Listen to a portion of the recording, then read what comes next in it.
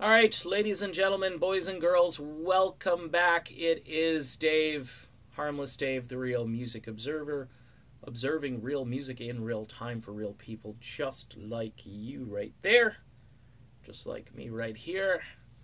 So Paul Rodgers has told Ultimate Classic Rock that Bad Company is kicking around new music in the studio. Holy crap, Batman, after how many years? This goes back to what, 1982 in Rough Diamonds.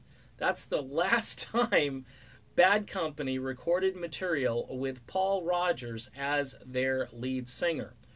I believe, unless there was a bonus track or something that was recorded later on. But as far as creating a whole album of material with Paul Rodgers, you got to go back to 1982, which is what, 37 years ago? It's just crazy to think that that is that long ago, but it is.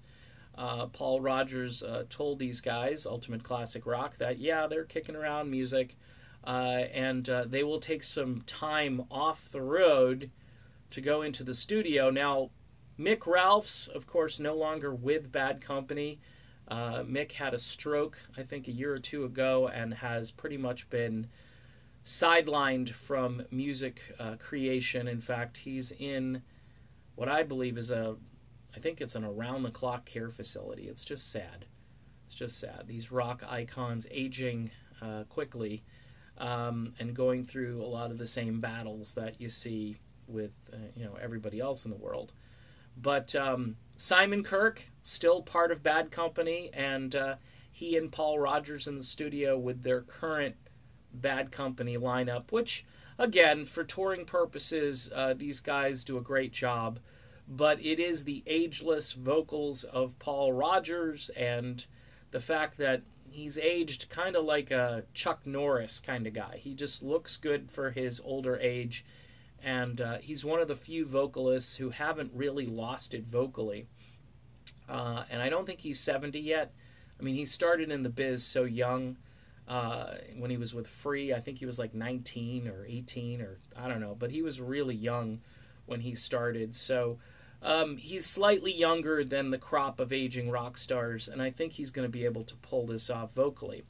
What's interesting is Simon Kirke right now is involved with another project called Lone Rider, which will be featuring the great Steve Overland, who comes from that same British rock tradition, bands like FM, Groundbreaker, Shadow Man. There's a whole bunch of groups that Overland has been a part of, and he's one of the, I guess, favored guest singers on projects all over the place. And you'll hear his voice every so often on something, and you go, wow, it's Steve Overland again.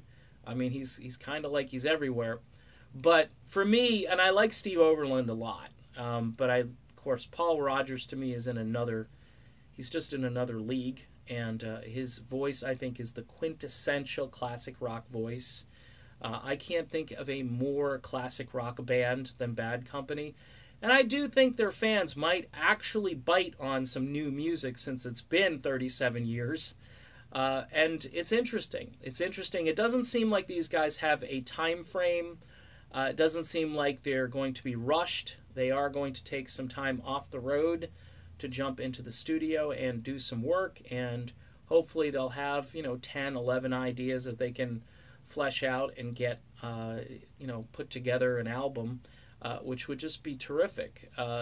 No downside to some new Bad Company music featuring Paul Rodgers. The absence of Mick Ralphs, though, is important because Mick had a great guitar sound and is a totally underrated guitarist, or was an underrated guitarist.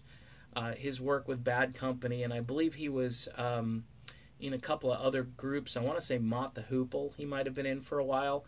But this guy is just a great player, and it's just too bad that he's been sidelined. But still looking forward to this, because, if you're a classic rock fan, you got to think, hey, there's not much of this stuff being made anymore, and new music from Bad Company would certainly help pad everyone's collection. So there you go. New stuff, Paul Rodgers, Simon Kirke, Bad Company. Yep, bring it on. All right, see ya. Bye.